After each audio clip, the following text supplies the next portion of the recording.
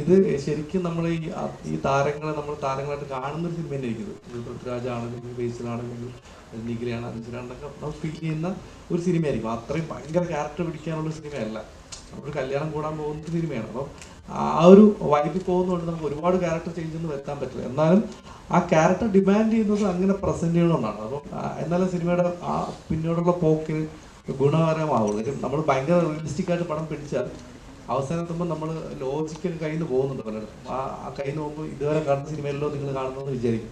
അപ്പം അതുകൊണ്ട് സിനിമയിലെ ക്യാരക്ടേഴ്സിനാണെങ്കിലും സിനിമയിലോട്ട് ആ സീനുകളുടെ കുഞ്ഞു കുഞ്ഞു കാര്യങ്ങൾ വരെ നമ്മൾ കുറച്ച് എക്സാജറേറ്റ് ചെയ്തിട്ടാണ് മുന്നോട്ട് പോകുന്നത്. അത് സിനിമയുടെ അവസാനം എത്തുമ്പം ഈ പറഞ്ഞ ലോജിക്കൽ ഇഷ്യൂസ് ഉണ്ടാവാതിരിക്കാനാണ്. അപ്പോൾ ലോജിക്കൽ ഇഷ്യൂസ് എന്തായാലും ഉണ്ടാവും. ആ ലോജിക്ക് മാറ്റി വെച്ചിട്ട് സിനിമ കാണേണ്ടി വരും. ഇപ്പം നമ്മൾ പണ്ട് ഇപ്പം പറയുന്നില്ലെങ്കിൽ വലിയ സീരി മുറിച്ചൊക്കെ കാണുന്ന പോലെ ഞാൻ ആ സിനിമ കുറച്ച് കമ്പയർ ചെയ്യുന്നില്ല, ലോജിക്ക് കുറച്ച് മാറ്റി വെച്ച് കണ്ടാൽ ഇഷ്ടപ്പെടും എന്നുള്ളതാണ്. അപ്പം ആ ലോജിക്ക് ഒഴിവാക്കാൻ വേണ്ടി ഇതിനെല്ലാം ഞാൻ കുറച്ച് റിയൽ ലൈഫിൽ നിന്ന് കുറച്ച് അപ്പ് ചെയ്ത് സിനിമ ചെയ്യേണ്ടിയിരിക്കും. അപ്പം ആ ക്യാരക്ടേഴ്സും അതിനനുസരിച്ച് കുറച്ച് ഓവർ ദ ടോപ്പ് ചെയ്യേണ്ടി വരും.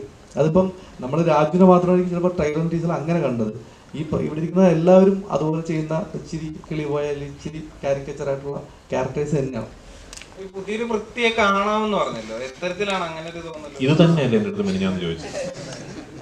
അല്ല, ഞാൻ പറഞ്ഞിട്ടുണ്ട് പുതിയൊരു പ്രത്യേക കാണാൻ. കാര്യം അന്ന് ആരുമ്പോ കാലിന് ഇഞ്ചുറി ഉണ്ടായിരുന്നു. അല്ല, നമ്മൾ ആടുജീവിതത്തിൽ ഞാനത് ശ്രദ്ധിച്ചിട്ടാണ്. അത് നമ്മൾ എന്തായാലും ഒരു സിനിമ പുള്ളി ചെയ്തിട്ടുണ്ട്. ഇതിൽ നമുക്കൊരു നെഗറ്റീവ് ഷെയ്ഡുള്ള എന്നാൽ കോമഡി ഹാൻഡിൽ ചെയ്യുന്ന ആദ്യം അങ്ങനത്തെ ഒരു ജോണറിൽ രാജു ചെയ്തിട്ടില്ല. പിന്നെ ഈ പറഞ്ഞ ബാക്കി കാസ്റ്റ് ബേസിലോട്ടുള്ള കോമോ സീക്വൻസസ്, നിഖിലായിട്ടുള്ള സീക്വൻസസ്, ഇപ്പോൾ ഈ നമ്മുടെ അശ്വിൻ, സിജു പോലുള്ള ആൾക്കാർ, പിന്നെ സീനിയേഴ്സ് ആയിട്ടുള്ള ഇങ്ങനെ പല ടൈപ്പ് ഗ്രൂപ്പുകൾ ഇതിനകത്തുണ്ട്. ആർട്ടിസ്റ്റ് വൈസ് ഇവരുടെയൊക്കെ കോമ്പിനേഷൻസ് ഒക്കെ നല്ല റിസൾട്ട് വരും. പ്രത്യേകിച്ച് എനിക്ക് ജോമോൻ വന്നിട്ടുള്ള ജോമോനും രാജുവായിട്ടുള്ള സീന് നമ്മൾ എഴുതുമ്പം ആ സീൻ എങ്ങനെ ഉണ്ടെന്ന് അറിയില്ല. അത് ലാസ്റ്റ് വിട്ട് നമ്മൾ മാറ്റുന്നത്, എന്നിട്ട് ലാസ്റ്റ് വീണ്ടും ഷൂട്ട് ചെയ്യുമ്പോൾ അതെങ്ങനെ ആളുകൾ പെർഫോം ചെയ്യുന്ന അറിയില്ല. രാജു ആണെങ്കിലും ജോമോനാണെങ്കിലും. പക്ഷെ അത് പെർഫോം ചെയ്തപ്പോൾ വേറൊരു സാധനം വന്നു. അപ്പം അത് എനിക്ക് തോന്നുന്നു അതൊക്കെ ആ സമയത്ത് എക്സ്പ്ലോർ ചെയ്ത സാധനങ്ങളാണ്. അപ്പം എനിക്ക് തോന്നിയിട്ടുള്ളത് രാജു, എൻ്റെ ഒരു പേഴ്സണൽ തിങ്കിങ് ആണ്, രാജു ഭയങ്കര പ്രിപ്പയർ ചെയ്തിട്ട് സിനിമ ചെയ്യുന്ന, ഡയറക്റ്റ് ചെയ്യുന്ന അല്ലെങ്കിൽ അഭിനയിക്കുന്ന ഒരാളാണ്. പക്ഷെ അവിടെ വന്നപ്പം അതുണ്ടായില്ലെന്ന് തോന്നി. അപ്പം അതൊരു പുതിയ കാര്യമായിരിക്കുമല്ലോ.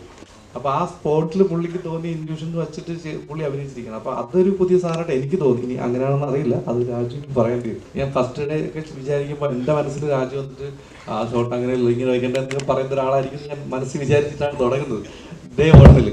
പക്ഷേ രാജു മോണിറ്റർ ഫ്രണ്ടിൽ പോലും വന്നിരിക്കുന്നില്ല, ആ സ്പോട്ട് കാണുന്നില്ല.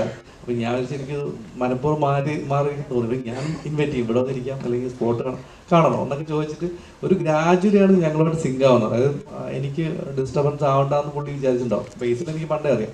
ബേസിൽ എന്തും മുഖത്ത് പോയി പറയും, കൊള്ളില്ലെങ്കിൽ കൊള്ളില്ലെന്ന് തന്നെ പറയും, കൊള്ളാമെങ്കിൽ കൊള്ളാമെന്ന് തന്നെ പറയും.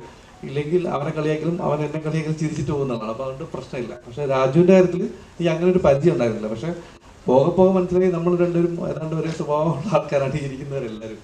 അപ്പോൾ അതുകൊണ്ട് അങ്ങനെ ഒരു പ്രശ്നം വന്നിട്ടില്ല. അവർ നമ്മൾ വർക്കിൽ ഇടപെടുകയോ, പിന്നെ ഡയറക്ടേഴ്സിന് അങ്ങനെ ഒരു ഗുണമുണ്ടല്ലോ, ഡയറക്ടർക്കും ആക്ടർ ആകുമ്പോൾ അവർക്കറിയാം വേറൊരാളുടെ വർക്കിൽ കയറി ഇടപെടാൻ പാടില്ല.